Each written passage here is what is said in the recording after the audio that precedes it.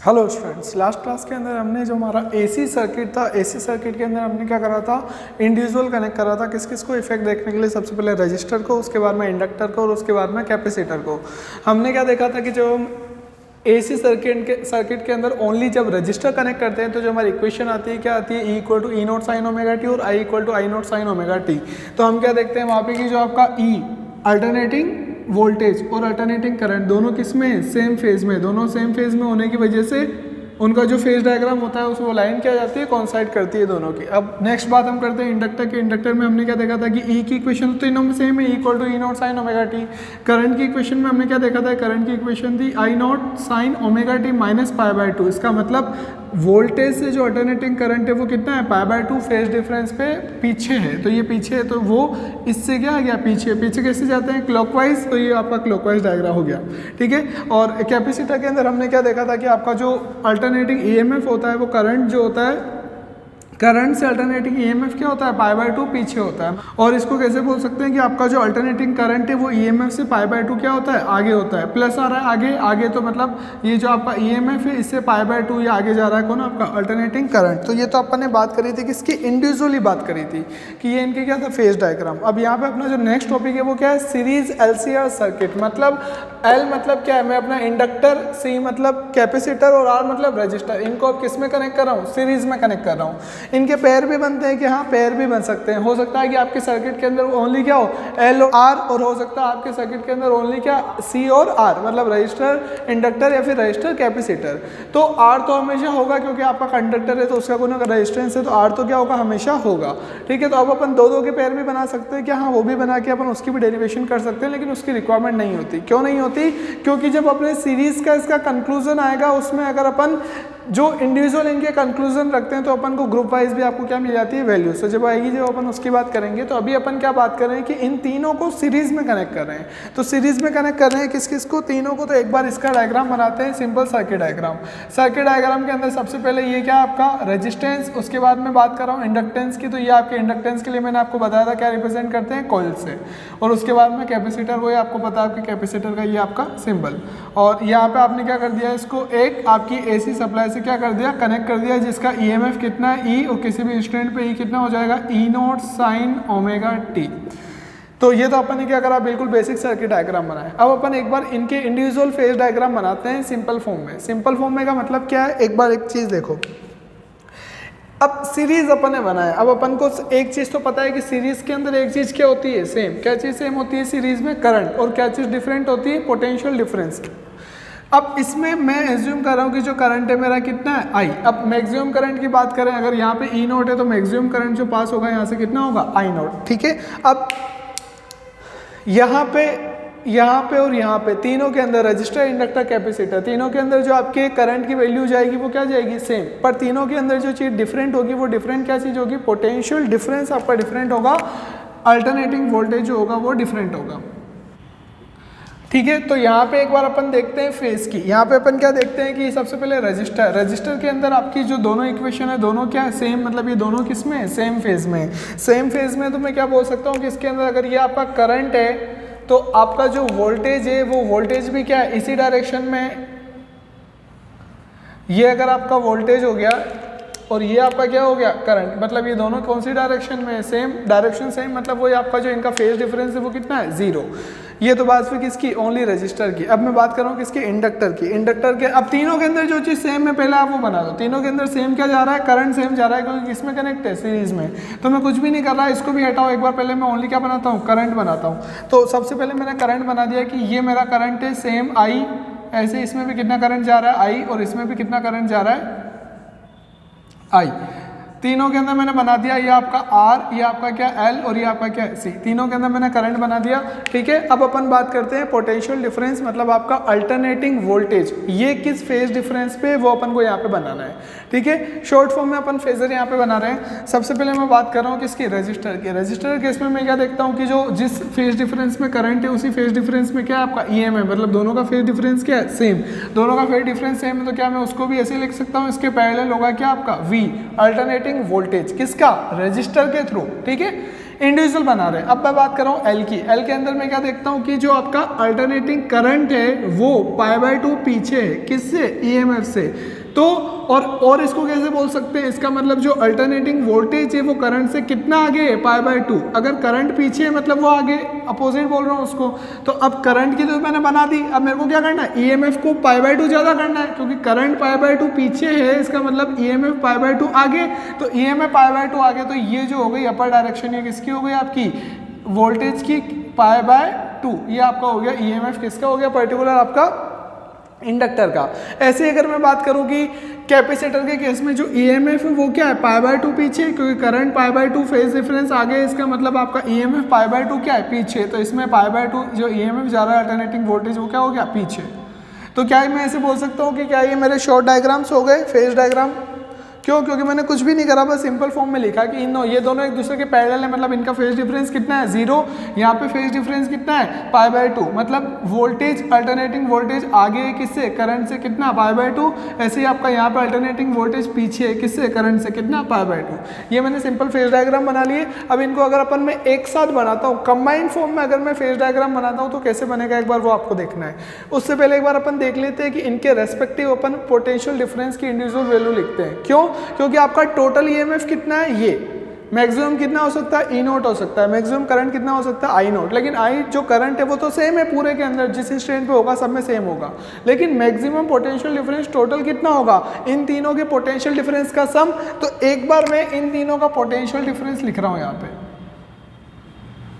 ठीक है। इसका अगर पोटेंशियल डिफरेंस की बात करें रेजिस्टेंस की, तो रेजिस्टेंस का पोटेंशियल डिफरेंस रिप्रेजेंट कर रहा हूँ मैं किससे? VR से। कितना हो जाएगा? VR करंट तो सेम है, ठीक है, करंट तो सेम है। अब चेंज क्या हो रहा है? इसका रेजिस्टेंस। रेजिस्टेंस कितना है इसका? R, ठीक है। तो ये आपका हो गया किसका? रजिस्टर के लिए। अब मैं बात कर रहा हूँ किसकी? इंडक्टर की। इंडक्टर के अंदर क्या है? इंडक्टर का कोई अपोजिशन होता है क्या? इंडक्टर के अक्रॉस मेरा जो वोल्टेज होगा, अल्टरनेटिंग वोल्टेज, उसको मैं रिप्रेजेंट कर रहा हूँ किससे? VL से। और इसका करंट तो सेम है तो I लिख दिया। अब यहाँ पे इसका कुछ रेजिस्टेंस है क्या? हाँ, याद करो कि क्या होता है आपका इंडक्टिव रिएक्टेंस, किससे रिप्रेजेंट करते हैं? इंडक्टिव रिएक्टेंस को किससे? XL से। और कितनी वैल्यू होती है उसकी? ω/L। तो यहाँ पे मैं क्या ऐसे लिख सकता हूँ? XL × I, क्योंकि पोटेंशियल डिफरेंस होता है क्या है? करंट इनटू रेजिस्टेंस, यही तो होता है। V = IR, ओम्स लॉ आपका। तो I तो क्या है? करंट, जो तो सब में सेम जा रहा है। अब मल्टीप्लाई कर रहा हूँ किसके? उनके इंडिविजुअल अपोजिशन से। रेजिस्टेंस जो होता है इलेक्ट्रॉन के फ्लो वाला, कोलिजन वाला, वो किसे रिप्रेजेंट करते हैं अपन? R से। ऐसे इंडक्टेंस का किसे रिप्रेजेंट करते हैं? XL से। तो थर्ड वाला बताओ क्या होगा? ये क्या हो जाएगा? VC। वोल्टेज किसका? कैपेसिटर का। किसके इक्वल हो जाएगा? I तो सेम है, क्योंकि करंट तो तीनों में सेम जा रहा है। I करंट में तो मतलब ही नहीं है। अब इसका अपोजिशन, इसका अपोजिशन अपन किससे रिप्रेजेंट करते हैं? XC, ठीक है। तो ये आपका कितना हो गया? XC × I। तो इसका मतलब क्या मैं ऐसे बोल सकता हूँ कि VR + VL + VC तीनों का जो सबमिशन होगा वो किसके इक्वल होगा? E के। मतलब किसी भी इंस्टेंट पे जो E होगा उसके। और वहाँ पे अगर मैक्सिमम वैल्यू कर दो I0, तो अगर मैं सब जगह अगर I0 कर देता हूँ तो ये आपका I0, तो इन तीनों का जो सबमिशन होगा वो किसके इक्वल हो जाएगा? आपका E0 के। पर अब मेरे को क्या करना है? सबमिशन करना है। क्यों? क्योंकि सीरीज के अंदर क्या चीज़ डिफरेंट होती है उसका सबमिशन करते हैं। सीरीज में क्या चीज़ डिफरेंट है? पोटेंशियल डिफरेंस, उसका सबमिशन करते हैं। अब यार यहाँ पे मेरे को सबमिशन करना है, लेकिन एक प्रॉब्लम है। क्या प्रॉब्लम है मेरे पास? कि मेरा जो करंट है और जो पोटेंशियल डिफरेंस है वो किस में है? सेम फेज में ही नहीं है। सबके अंदर करंट और पोटेंशियल डिफरेंस के फेज जो आ रहे हैं क्या आ रहे हैं? डिफरेंट आ रहे हैं। यहाँ पे भी इन दोनों का फेज डिफरेंस है, यहाँ पे भी इन दोनों का फेज डिफरेंस है। लेकिन फिर भी क्या करना है मेरे को? इनको क्या करना है? एडिशन तो करना है। अब यहाँ पे देखो V इस डायरेक्शन में जा रहा है, यहाँ पे ऊपर जा रहा है, यहाँ पे डाउनवर्ड जा रहा है। अब फिर भी मेरे को एडिशन तो करना है। अब इनका जो एडिशन है अपन वो कैसे कर सकते हैं? वेक्टर एडिशन से अपन इनका एडिशन करेंगे। अब ये वेक्टर क्वांटिटीज है क्या? नहीं, ये वेक्टर क्वांटिटीज नहीं है। फिर भी इनका वेक्टर एडिशन से एडिशन कैसे कर सकते हैं? क्योंकि इनमें भी क्या आ रहा है? फेज डिफरेंस, ठीक है। तो इस रीजन से अपन क्या करते हैं? यहाँ पे इनका जो एडिशन होता है वो किससे होता है? वेक्टर एडिशन से। तो एक बार अगर इनका एडिशन करें, फेज डायग्राम में बना रहा हूँ। सबसे पहले अपन बना रहे हैं रजिस्टर का। रजिस्टर का पोटेंशियल डिफरेंस अपन ओनली फेज डायग्राम बना रहे हैं किसके लिए? V का, ओनली V का बना रहे हैं, ठीक है। तो ये जो है मेरा, ये कितना है मेरा? VR, ठीक है। ये आपका जो एक्सिस होता है, इस पॉइंट के अबाउट में बात कर रहा हूँ। तो ये क्या हो गया? VR मतलब रजिस्टर के अराउंड मेरा कितना होगा? टोटल डिफरेंस कितना है? VR। एक बात हो गई। दूसरी बात कर रहे हैं किसकी? VL की। VL यहाँ पे क्या है? π/2 ऊपर है, तो मैंने बोल दिया कि ये VL मेरा कितना है? π/2 ऊपर है। तो ये कितना हो गया? VL, तो ये हो गया VL, ठीक है। और ऐसे ही जो VC है वो कितना जा रहा है, डाउनवर्ड जा रहा है, कितना π/2, ये VL, ये आपका कितना है VR, ये कितना है VL और ये कितना है VC। यहाँ पे देखो VC कितना जा रहा है, π/2 डाउनवर्ड जा रहा है, तो ये क्या हो गया VC π/2 डाउनवर्ड। तो मैंने यहाँ पे कुछ भी नहीं करा, मैंने यहाँ पे फेज डायग्राम बनाया क्योंकि मेरे को क्या करना है, तीनों को ऐड करना है। अब तीनों को ऐड करना है तो मैंने फेज डायग्राम बना दिया। अब यहाँ पे फेज डायग्राम मेरा बन गया, किसका, ओनली अल्टरनेटिंग वोल्टेज का मैं क्या बना रहा हूँ, फेज डायग्राम बना रहा हूँ। फिर से देख लो, ये VR की ये डायरेक्शन हो गई, ठीक है, क्योंकि इनिशियल कोई फेज नहीं है, ठीक है। नेक्स्ट अपन बात करें कि VL जो है VR से कितना बना रहा है, π/2। ऐसे ही आपका जो ये है VC, ये कितना बना रहा है, इसे π/2 डाउनवर्ड। तो ये दोनों के मैंने क्या कर दिया, एंगल के साथ इनको लिख दिया। अब बात क्या आती है कि ये दोनों एक दूसरे के क्या है, अपोजिट। अब वेक्टर जब एक दूसरे के अपोजिट होते हैं तो अपन क्या करते हैं, बड़े में से छोटे को माइनस करते हैं, या फिर अगर दोनों इक्वल है तो दोनों का कट होकर कितना हो जाता है, 0, नल वेक्टर। लेकिन यहाँ पे मेरे को नहीं पता कि VL बड़ा है या VC बड़ा है। अब तो अगर आपको नहीं पता तो फिर क्या करोगे, कंडीशन लोगे। तो अब यहाँ पे कंडीशन ले रहे हैं, या तो क्या बड़ा है VL या फिर क्या बड़ा है VC, दोनों में से इसके अलावा तो कुछ पॉसिबिलिटीज नहीं है। तो मैं एज्यूम कर रहा हूँ कि कोई भी एक ले लो, दोनों कंडीशन ले सकते हैं, दोनों लेंगे। अपन पहले किसकी बात कर रहे हैं, VL की। सेकंड आप इजीली कर सकते हो। मैं ये बोल रहा हूँ कि VL बड़ा है किससे, VC से। कुछ भी हो सकता है, ये क्वेश्चन में अपन क्या लेते हैं उसके ऊपर डिपेंड है। तो मैं यहाँ पे ले रहा हूँ कि VL बड़ा है किससे, VC से। अब वेक्टर की जो लेंथ होती है वो रिप्रेजेंट करती है उसका मैग्नीट्यूड। इस रीजन से मैंने क्या माना कि VL बड़ा है किससे, VC से, इसलिए मैंने VL की जो लाइन ली वो क्या ली, बड़ी लेंथ, वेक्टर की लेंथ, और VC की क्या ली, छोटी। अब ये बड़ा है ये छोटा है, इसमें इसका मतलब VL माइनस VC, क्योंकि ये VL बड़ा है तो VL माइनस VC। मतलब VC की इस टोटल लाइन में से अगर मैं VL की इस टोटल लाइन में से अगर मैं VC की लाइन माइनस कर दूं तो मेरे पास जो बचेगा वो क्या बचेगा, VL माइनस VC। अब बड़ा कितना है ये, तो इसी डायरेक्शन में बचेगा। तो ये जो है आपका टोटल VL, उसमें से अगर मैं VC माइनस कर दे रहा हूँ, मतलब ये जो लेंथ है, ये मार्कर जितनी लेंथ है अप्रोक्स, ये मार्कर जितनी लेंथ मैंने इसमें से क्या कर दी, माइनस कर दी, तो ये मेरा बचा। फिर से ये टोटल VL में से अगर मैं VC माइनस कर देता हूँ तो जो मेरा बचेगा, ये मेरा बचा। ये जो बचा है ये कितना है आपका, ये क्या है आपका VL माइनस VC, ठीक है। अब फिर भी मेरे को क्या करना है, और एक और बच रहा है अभी, तो फिर भी मेरे पास फाइनलाइज नहीं निकला। एक तो ये जो वेक्टर है ये क्या है, VL माइनस VC, और ये क्या जा रहा है, VR। फेज डायग्राम की अपन बात कर रहे हैं। अब ये दोनों बच रहे हैं, अब इन दोनों का मेरे को क्या निकालना है, रिजल्टेंट। अब दो वेक्टर का रिजल्टेंट निकालना है, सेम पॉइंट से अगर निकल रहे हैं तो क्या करूंगा, पैरेललोग्राम लो। तो पैरेललोग्राम को क्या करो, कंप्लीट करो। तो ये मैंने कंप्लीट कर दिया। तो दो वेक्टर के जब एडजेसेंट साइड पे होते हैं तो जिस पैरेललोग्राम में वो सेट होते हैं उनका जो डायगोनल होता है वो क्या बताता है आपको, रिजल्टेंट। इसका डायगोनल क्या हो जाएगा, ये इसका डायगोनल हो जाएगा। तो ये जो डायगोनल है ये मेरे को क्या देगा, रिजल्टेंट। रिजल्टेंट मतलब ये मेरे को फाइनल ये किसके इक्वल हो जाएगा, E0 के। क्यों, क्योंकि अभी तो अपन ने बात करी क्या कि टोटल कितना है, E0 कितनों में डिवाइड हो रहा है, 3 में। मतलब उन तीनों का जो सबमिशन होगा वो किसके इक्वल होगा, V0 के।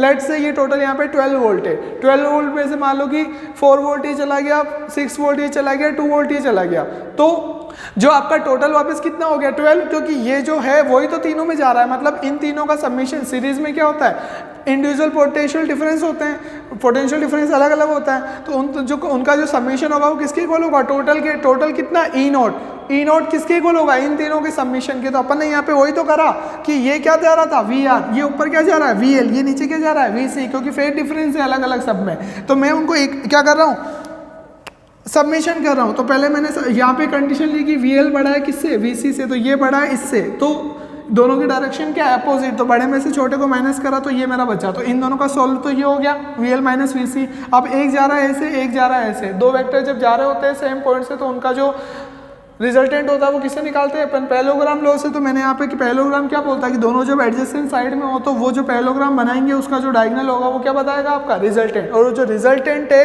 क्या वही मेरा टोटल होगा, क्योंकि रिजल्टेंट की बात हो रही है। और टोटल मेरा कितना, E0 मैक्सिमम, तो ये किसके इक्वल हो गया, E0 के। इसका मतलब, और ये जो डायरेक्शन जा रही है, ये जो फेज डिफरेंस अपन ने लिया इनिशियली, ये किसका था, करंट का। मतलब ये डायरेक्शन तो हो गई किसकी, करंट की, ठीक है, I0। ये डायरेक्शन तो हो गई किसकी, करंट की। और ये आपकी डायरेक्शन किसकी जा रही है, E0 की। इसका मतलब यहाँ पे कोई एंगल बन रहा होगा। ये एंगल मैंने एज्यूम कर लिया कि ये एंगल कितना है, फाई। मेरे को नहीं पता तो मैंने मान लिया कि ये जो फेज डिफरेंस आ रहा है दोनों में कितना आ रहा है, फाई। ठीक है, अब यहाँ तक एक बार फिर से देख लो, कुछ नहीं करा अपन ने, पहले इंडिविजुअली लिखा, जो अपन को पता था। उसके बाद अपन ने क्या करा, इनको कंबाइन फॉर्म में सीरीज में लिखा, बिल्कुल सिंपल फॉर्म में लिखा कि दोनों यहाँ पे इन सबसे पहले रजिस्टर के केस में कोई भी फेज डिफरेंस नहीं होता। उसके बाद में करंट और पोटेंशियल डिफरेंस के बीच में, इंडक्टर के बीच में क्या होता है, पोटेंशियल डिफरेंस आगे होता है किससे, करंट से, कितना, π/2। ऐसे ही कैपेसिटर के केस में जो करंट होता है वो आगे होता है कितना, π/2 किससे, पोटेंशियल डिफरेंस से। तो अब अगर मैं यहाँ पे अब तीनों क्या है, अलग अलग है, अब तीनों अलग अलग है, अपन किसकी बात कर रहे हैं, सीरीज की। सीरीज सर्किट के अंदर सेम क्या होता है, करंट, मतलब तीनों में क्या जाएगा, सेम करंट, लेकिन पोटेंशियल डिफरेंस क्या होगा, डिफरेंट। तो तीनों का जो पोटेंशियल डिफरेंस का सम है वो किसके इक्वल होगा, यहाँ पे E0 के। तो अब तीनों का मेरे को सम करना है, लेकिन करूँ कैसे, क्योंकि फेज डिफरेंस में ये 0 डिग्री का फेज डिफरेंस है, यहाँ पे π/2, यहाँ पे π/2। तो मैंने ओनली फेज डायग्राम बनाया, ओनली किसका, अल्टरनेटिंग वोल्टेज का। तो मैंने ओनली वोल्टेज का जब फेज डायग्राम बनाया, तो ये तो VR हो गया, ये रहा। इसके बाद ये VL ऊपर जा रहा है और ऐसे ही VC का जा रहा है नीचे। अब इसका समीशन कैसा होगा, वेक्टर समीशन होगा, क्योंकि फेज डिफरेंस आ रहा है तो वेक्टर समीशन अपन कर सकते हैं। तो क्योंकि इनिशियल अपन ने क्या बोला था कि भाई रोटेटिंग वेक्टर, क्योंकि वो उसी वैसे ही चेंज हो रहा है, अल्टरनेटिव फ्रीक्वेंसी सारी चीज़ वैसे ही, इसलिए अपन इसको वेक्टर से सॉल्व करते हैं। अब ये दोनों एक दूसरे के अपोजिट जा रहे हैं, तो दोनों में से एक को बड़ा मान लो, एक को छोटा मान लो, कोई फर्क नहीं पड़ेगा, जो बड़ा होगा जो छोटा होगा इनिशियली आप कर सकते हो, चाहे आप VL - VC करो या VC - VL करो, जो बड़ा है उसमें से छोटा माइनस हो जाएगा, ठीक है। तो मैंने एज्यूम करा यहाँ पे कि VL बड़ा है किससे, VC से, तो VL बड़ा है VC से, तो VL में से मैंने VC माइनस कर दिया, तो जो बचा वो क्या हो गया, VL - VC। अब फिर भी दो वेक्टर जा रहे हैं, एक तो VL - VC ऐसे जा रहा है और VR इधर जो आपका जा रहा है, दो वेक्टर एडजेसेंट साइड में है। तो अब उनका जो रिजल्टेंट होगा वो किससे पता चलता है, पैरेललोग्राम लॉ से। पैरेललोग्राम लॉ क्या बोलता है कि दो वेक्टर से जो पैरेललोग्राम बन रहा है उसका जो डायगोनल होगा वो क्या बताता है, रिजल्टेंट। तो ये जो मेरा बनेगा ये क्या होगा, रिजल्टेंट। लेकिन रिजल्टेंट है क्या आपका, टोटल जो कौन दे रहा है, बैटरी, और बैटरी कितना दे रही है, मैक्सिमम E0। मतलब ये जो रिजल्टेंट निकला है क्या निकला, ये वाला वेक्टर, रेड वेक्टर क्या बता रहा है मेरे को, E0 बता रहा है। ये वाला वेक्टर क्या बताता है, VR। और ये जो आपका वेक्टर है ये वाला, ये किसके इक्वल है, VL - VC। पैरेलल इसको शिफ्ट कर सकते हैं वेक्टर को। तो अगर मैं यहाँ पे एक सिंपल डायग्राम बनाऊँ तो क्या हो जाएगा, ये क्या बता रहा है, VR, इसको यहाँ बना रहा हूँ तो ये क्या बताएगा आपका, VL - VC, ठीक है। और ये जो है ये क्या बता रहा है, E0। तो ये आपके क्या तीनों बन गए, क्या मैं ऐसे बोल सकता हूँ ये तीनों बन गए। और ये जो एंगल बन रहा है कितना हो गया आपका, फाई, ठीक है। अब ये जो बना ये किसका बना आपका, ये जो डायग्राम बना, फेजर डायग्राम बोल सकते हो, ट्रायंगल बोल सकते हो, ये ट्रायंगल जो आपका बना है किसका बना, अल्टरनेटिंग वोल्टेज का। जिसमें ये क्या बता रहा है आपको, अल्टरनेटिंग वोल्टेज किसका, आपका रजिस्टर का। ये क्या बता रहा है, VL - VC, और ये क्या बता रहा है, E0 टोटल। अब ये आपका एक ट्रायंगल बना, कौन सा ट्रायंगल बना, राइट एंगल ट्रायंगल। ये आपका 90 डिग्री का एंगल, ये कौन सा बना, राइट एंगल ट्रायंगल। अगर मैं इन तीनों क्वांटिटीज के अंदर क्या करता हूं, अगर मैं, ये आपका एक ट्रायंगल बन गया, ठीक है। अगर मैं इनके अंदर सेम क्वांटिटी का डिवाइड करता हूं तो ट्रायंगल के अंदर कुछ फर्क पड़ेगा क्या, फिर से सुनो मैंने बोला क्या, अगर मैं इन तीनों क्वांटिटी, कौन सी तीनों क्वांटिटी है, वोल्टेज, वोल्टेज के अंदर अगर मैं तीनों में सिमिलर क्वांटिटी का क्या कर दूं, डिवाइड कर दूं, तो क्या ट्रायंगल में फर्क पड़ेगा क्या, नहीं पड़ेगा। अगर ट्रायंगल की साइड में आप तीनों साइड पे सिमिलर क्वांटिटी का डिवाइड करते हो तो जो ट्रायंगल होगा वो क्या होगा, सिमिलर ट्रायंगल बनता है, कोई भी डिफरेंस नहीं होता है। एंगल फाई का फाई रहेगा, ये 90 का क्या रहेगा, 90। जैसे लेट एज्यूम कि आपकी ये जो डिस्टेंस है ये कितनी है आपकी 5, ये कितनी है 4, ये कितनी है 3। अब तीनों में अगर मैं 2 का डिवाइड करता हूँ तो कुछ भी फर्क पड़ेगा क्या, नहीं। जो साइज है उसमें फर्क पड़ जाएगा, साइज की बात नहीं कर रहे, लेकिन जो एंगल है फाई उसमें चेंज होगा क्या, नहीं होगा, ठीक है। और ये 90 रहेगा, मतलब सिमिलर ट्रायंगल ही रहेगा। तो सर आप करना क्या चाह रहे हो, मैं कुछ नहीं करना चाह रहा, मैं इन तीनों में क्वांटिटी का डिवाइड करूंगा जिसका नाम क्या है, करंट। ये क्या तीनों में, ये तीनों क्या है, पोटेंशियल डिफरेंस। सुनना जो कह रहा हूँ, तीनों क्या है, पोटेंशियल डिफरेंस। पोटेंशियल डिफरेंस के अंदर अगर मैं किसका डिवाइड कर दूं, करंट का। पोटेंशियल डिफरेंस में अगर मैं करंट का डिवाइड कर दूं, V/I क्या होता है, ये R। मतलब मेरे को जो अभी ट्रायंगल किसका है, अल्टरनेटिंग वोल्टेज का, वो ट्रायंगल मेरे को किसका मिल जाएगा, रेजिस्टेंस का ट्रायंगल मिल जाएगा अगर मैं किसका डिवाइड कर दूं, I का। लेकिन अब यहाँ पे तो अपन मैक्सिमम वैल्यू ले रहे हैं E0, मतलब मैं तीनों के अंदर किसका डिवाइड करूंगा, I0 का। तो मैं ये जो ट्रायंगल है इसके अंदर सब में डिवाइड कर रहा हूँ किसका, I0 का। मतलब सब में मैं डिवाइड कर रहा हूँ करंट का, सेम क्वांटिटी का। तो अब जो मेरे को ट्रायंगल मिलेगा वो भी क्या होगा, सेम। तो मैं ऐसा का ऐसा ट्रायंगल यहाँ पे बना रहा हूँ। एक बार पहले इसी को बना रहे हैं, ये आपका ट्रायंगल अभी है, ये आपका ट्रायंगल अभी है, ये कितना है, VL - VC, ये आपका कितना है, VR, ये एंगल कितना है, फाई, और ये कितना है आपका E0। मैं तीनों के अंदर सेम क्वांटिटी का क्या कर रहा हूँ, डिवाइड। इसमें भी डिवाइड कर दिया कितना आई नॉट, इसमें भी डिवाइड कर दिया कितना आई नॉट, और इसमें भी डिवाइड कर दिया कितना आई नॉट। अब यहाँ पे देखो we are divide by I naught, तो क्या बचेगा आर, तो ये जो साइड हो गई ये वाली, इसको मैं क्या बोल सकता हूँ कि ये जो साइड हो गई ये किसके इक्वल हो गई, आर के। मतलब ये साइड अब क्या रिप्रेजेंट कर रही है, रेजिस्टेंस, कौन सा, कंडक्टर वाला। ये साइड एक बार पहले ट्राइंगल बना देते हैं। ये मेरा ट्राइंगल मैंने क्या कर दिया, कंप्लीट। सिमिलर ट्राइंगल ये मैंने बना दिया। ये एंगल आपका कितना हो गया, 5। अब यहाँ पे देखो ये क्या है आपका VL minus VC, VL minus VC, इसको और कैसे अपन लिख सकते हैं, इसको अपन और लिख सकते हैं VL divide by I not minus VC divide by I not. VL divide by I not, VL divide by I not कितना XL, बहुत ही ढंग से देखना, VL divide by I not कितना बचता है XL, इसकी जगह पे क्या लिख सकते हैं XL। और ये क्या है VC divide by I not, ये कितना बचता है XC। तो VL divide by I not की जगह पे मैं क्या लिख सकता हूँ XL minus VC divide by I not, VC divide by I not की जगह पे क्या लिख सकता हूँ XC। इसका मतलब ये जो है इसकी जगह पे क्या लिख सकता हूँ मैं XL माइनस XC। तो ये हो गया, ये क्या हो गया रेजिस्टेंस किसका, इंडक्टिव रेजिस्टेंस, इसको क्या बोलते हैं inductive reactance minus capacitive reactance. ये दोनों चीज हो गई। अब जो मेन चीज समझनी है वो अब आपको अब देखनी है। मेन चीज क्या समझनी है आपको कि ये क्या है E naught divide by I naught. E naught क्या है, पूरे बहुत ज्यादा ढंग से सुनना, बहुत ज्यादा ढंग से एक ही चीज समझनी है इस पूरे में जो इसका कंक्लूजन है जिसके लिए अपन ये टॉपिक पढ़ रहे हैं। ई नोट क्या है, पूरे सर्किट का पोटेंशियल डिफरेंस टोटल मैक्सिमम। ऐसे ही आई नोट क्या है, पूरे सर्किट का मैक्सिमम करंट। पूरे सर्किट के पोटेंशियल डिफरेंस को पूरे सर्किट के करंट से डिवाइड करूंगा तो क्या मेरे को पूरे सर्किट का रेजिस्टेंस मिल जाएगा। क्या बोला मैंने, वापस सुनो, पूरे सर्किट के पोटेंशियल डिफरेंस को पूरे सर्किट के करंट से अगर डिवाइड करूंगा तो क्या मेरे को पूरे सर्किट का रेजिस्टेंस मिल जाएगा। हाँ, मेरे को रेजिस्टेंस मिल जाएगा। किसका, इन तीनों का कंबाइंड रेजिस्टेंस। अब इन तीनों का कंबाइंड रेजिस्टेंस है, किससे उसको रिप्रेजेंट करूं। अब रिप्रेजेंट करने का मतलब क्या है, यहाँ पे आर ऑलरेडी आप कर चुके तो वहां पे आर नहीं लिख सकते क्योंकि वो आर ओनली किसका बताता है, रजिस्टर का बताता है। अब आर नहीं लिख सकते, एक्सएल नहीं लिख सकते, एक्स, इन तीनों का कंबाइनेशन। तो एक अपन दूसरा नाम रख देते हैं, उसका मैंने नाम रख दिया यहाँ पे जेड। तो ये जो Z है, ये Z क्या है, कंबाइन फॉर्म में पूरे सर्किट का रेजिस्टेंस। मतलब जब एक AC सर्किट जिसके अंदर रेजिस्टर लगा हुआ है, इंडक्टर लगा हुआ है और कैपेसिटर लगा हुआ है, तो जैसे ही मैं स्विच ऑन करता हूं तो उस पूरे सर्किट का जो रेजिस्टेंस होगा, मतलब पूरे सर्किट के अंदर जो रेजिस्टेंस होगा उसको मैं डिनोट कर रहा हूं किससे, Z से। वो क्या करेगा Z, वो इसके अंदर करंट फ्लो को क्या करेगा, अपोज। ये Z क्या करेगा, इस करंट फ्लो को क्या करेगा, अपोज। और करंट फ्लो को अपोज करने को क्या बोलते हैं, उसको क्या करेगा, वो इम्पीड्स करेगा। इम्पीड्स मतलब उसको क्या कर रहा है, वो अपोज कर रहा है। तो इस Z को अपन क्या लिख सकते हैं, अपोजिशन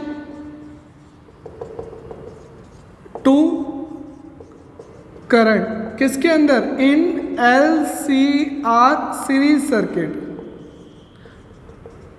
क्योंकि ये क्या हो गया, पूरे सर्किट के अंदर जब तीनों लगे हुए हैं तब ये जो Z है ये क्या है, टोटल है, पूरा कंबाइन इफेक्ट है। किसका, रेजिस्टेंस का, अपोजिशन का। और कंबाइन इफेक्ट है अपोजिशन का, तो अपोजिशन को अपन क्या बोलते हैं, इम्पीड्स करना, रोकना, इलेक्ट्रॉन के फ्लो को, टोटल इलेक्ट्रॉन के करंट के फ्लो को रोकने को अपन इम्पीड्स भी बोलते हैं। तो इसलिए आपका जो Z होता है ये Z रिप्रेजेंट करता है कि इसको अपन बोलते हैं इम्पीडेंस।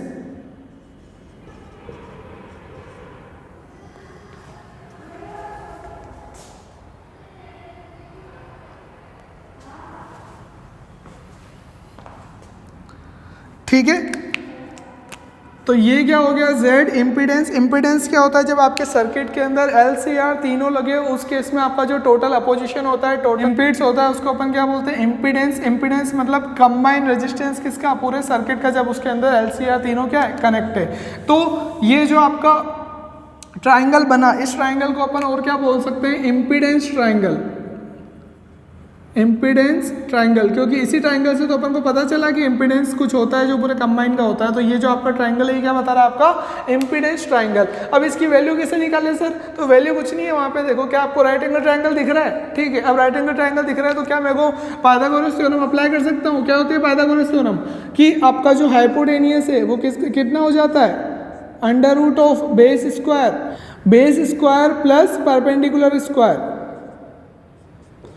वहाँ पे अगर लिखूँ उसको तो क्या हो जाएगा, z equal to under root of base कितना आ रहा है r का स्क्वायर प्लस वो कितना आ रहा है X L minus X C perpendicular का स्क्वायर। तो ये जो मेरी वैल्यू निकल गई, ये वैल्यू किसकी निकल गई, z की। तो यही तो निकालना था कि अगर मैं LCR सर्किट के अंदर क्या होता है, तीनों कनेक्ट करते हैं, तीनों फेज डिफरेंस में अलग अलग होते हैं, तो उनका एक फेज डायग्राम बना के रिजल्टेंट निकाला किसका, इलेक्ट्रिक अल्टरनेटिंग वोल्टेज का। और वो जो अपन ने निकाला उसको अपन क्या करते हैं, एक सिंप्लीफाई करके ट्रायंगल बना दिया, तो वो जो मेरे को मिल गया वो क्या मिल गया, मेरा ई नोट रिजल्टेंट। उसके अंदर अगर मैं सिमिलर क्वांटिटी का क्या करता हूँ, डिवाइड, मतलब मेरा करंट, तो करंट का जब डिवाइड करते हैं तो उसमें आपको क्या मिल जाता है, सिंपली आपका टोटल अपोजिशन। और उस टोटल अपोजिशन जो होता है पूरे सर्किट का LCR कनेक्ट करने के बाद उसी को अपन क्या बोलते हैं, इम्पीडेंस रिप्रेजेंटेड बाय Z। और उसकी वैल्यू अपन पाइथागोरस थ्योरम से निकालते हैं, तो वैल्यू कितनी आ जाती है, ये।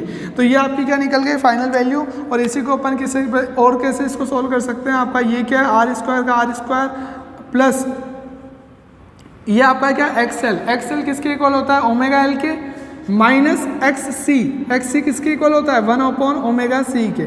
तो ये आपका फाइनल क्या हो जाता है, फॉर्मूला किसका, इम्पीडेंस का। तो ये तो बात हुई इसकी। अब अपन नेक्स्ट क्या कर सकते हैं कि भाई अब मैंने को ये कंडीशन लेनी है कि जरूरी नहीं है तीनों हो, सर हो सकता है कि इनमें दो दो के पेयर बन सकते हैं, बिल्कुल बन सकते हैं। एक बार इसको अपन यहाँ लिख देते हैं, z इक्वल टू कितना आ गया आपका, under root of r square plus omega L minus 1/, omega C का होल स्क्वायर। तो ये अपनी फाइनल इक्वेशन आ रही है। अब मेरे को बोलना है कि पूरे सर्किट के अंदर ओनली क्या है, ये दो दो के ग्रुप बने हुए हैं। फर्स्ट मैं ले रहा हूँ कि मेरे सर्किट के अंदर R तो है ही, रजिस्टर तो हो गई। अब पहले मैं ले लेता हूँ कि रजिस्टर के साथ क्या, इंडक्टर। दूसरी कंडीशन क्या ले लूँगा, रजिस्टर के साथ क्या, कैपेसिटर। तो पहले मैंने बोला कि RL। अब RL है तो क्या फ़र्क पड़ेगा सर, कुछ फ़र्क नहीं पड़ेगा। इधर देखो यहाँ पे कितनी टर्म है, 3 टर्म है, 3 में से 2 आप ले रहे हो, तो जो नहीं ले रहे हो उसको काट दो ना। हवा लगी, मैंने क्या बोला, वापस देखो, R तो आई है तो ये तो हमेशा आएगा। मैंने वहाँ पे क्या बोला कि R के साथ क्या, L है, तो ये L वाला अपोजिशन है, तो L की अपोजिशन को मेरे को लेना है और इस अपोजिशन को मेरे को क्या कर देना है, नहीं लेना है। मतलब ये वाली चीज़ नहीं आएगी, ओनली ये वाली चीज़ बचेगी। और इस वाली चीज़ को अपन कैसे लिख सकते हैं कि मेरा जो इम्पीडेंस हो गया उसको क्या लिखूंगा मैं, under root of R square plus omega L का स्क्वायर। तो ये जो मेरी इक्वेशन हो गई, बिना डेरिवेशन किए मैंने क्या निकाल दी, इक्वेशन की R square plus omega L का स्क्वायर। ये क्या निकल गया, मेरा इम्पीडेंस निकल गया। जब मेरा सर्किट के अंदर ओनली क्या हो, रजिस्टर और इंडक्टर लगाओ। अब अगर मैं यहाँ पे बात करूँ किसकी, फेज डायग्राम की, तो फेज डायग्राम देखना, ये याद करो, ये आपका क्या जा रहा है, VL VR। अब इंडक्टर कहाँ जाता है, ऊपर की तरफ, तो ये आपका इंडक्टर था, ठीक है। ये क्या होता है, VL। अब दो ही तो है, नीचे VC तो आएगा नहीं क्योंकि कैपेसिटर तो आपने लिया ही नहीं। अब ये दोनों चीज़ बची। अब इसके अंदर मेरे को दोनों साइड के अंदर क्या कर रहा हूँ मैं, डिवाइड कर रहा हूँ। किसका डिवाइड कर रहा हूँ, करंट का। तो ये कितना हो जाएगा, VR/I कितना हो जाएगा, सिंपल R। और ये कितना हो जाएगा मेरा XL।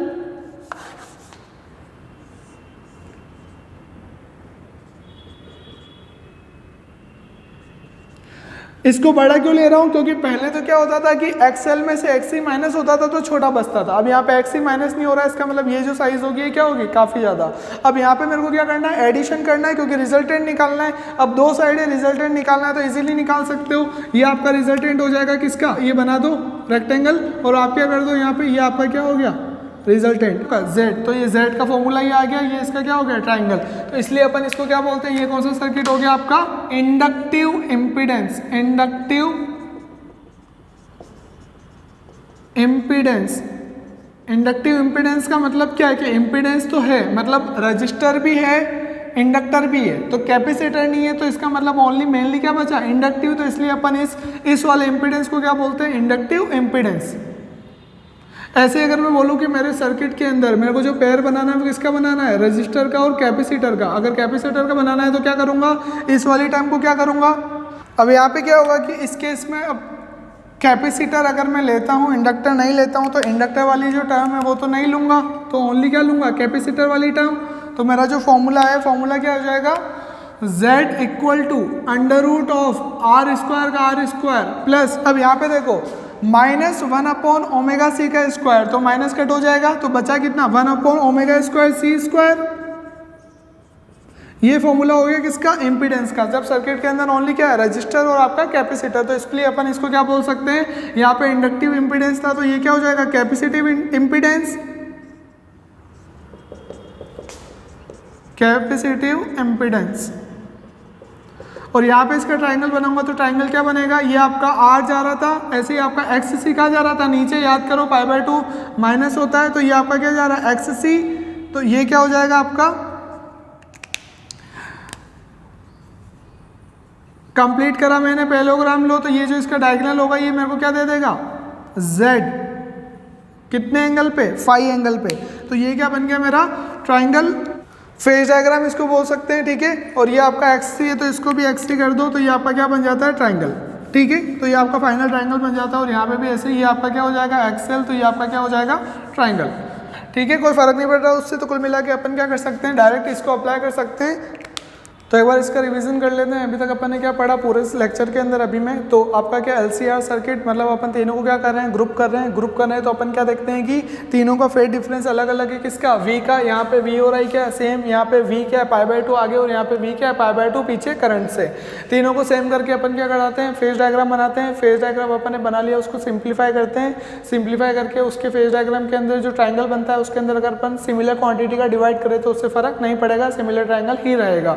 तो इसलिए अपन डिवाइड क्या करते हैं, करंट का मैक्सिमम I0, और मैक्सिमम I0 डिवाइड करने से जो ट्रायंगल बन जाता है फाइनल वो किसका बनता है, आपका रेजिस्टेंस का। अब रेजिस्टेंस अपन को तीनों मिल जाते हैं। जो आपकी हाइपोटेनियस वाली साइड होती है वो आपको क्या देती है, टोटल पूरे इसका अपोजिशन सर्किट का करंट के लिए, उसको अपन के क्या नाम देते हैं, इम्पीडेंस, क्योंकि इम्पीडेंस का मतलब क्या होता है, अपोजिशन, तो इसलिए अपन ने उसको नाम दे दिया इम्पीडेंस। और इम्पीडेंस का जो फॉर्मूला होता है कितना, ये, और आपका ओम्स लॉ से अगर मैं बात करूँ तो E0 कितना होता है, I0 R, तो यहाँ पे आपका R किसके इक्वल है, Z के इक्वल है। तो यहाँ पे आपका जो करंट हो जाएगा I0 वो कितना हो जाएगा आपका E0 डिवाइड बाय Z, और E0 कितना है